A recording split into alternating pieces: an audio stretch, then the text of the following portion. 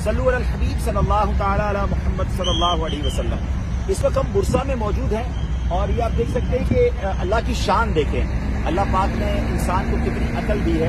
ये बड़े बड़े ट्रक, बड़ी बड़ी गाड़ियां जो हैं ये पानी की शिप में जा रही हैं।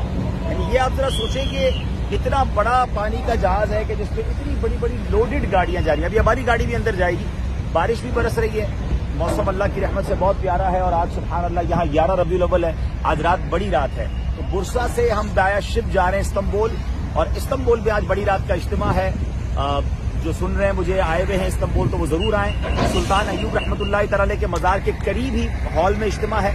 मगरिब तक ये इज्तिमा, अज़ान इशा तक रहेगा ये इज्तिमा, और उसके एड्रेस मैंने लगा दिया है। और अल्लाह करीम से मैं दुआ करता हूँ इस बरसती बारिश में रब्बे करीम हमारे गुनाह माफ फरमाए, हमारी खताओं से दरगुजर फरमाए, हम सबको आज के दिन की बरकतें अता फरमाए। दुनिया में जहां जहां मुझे देखा जाए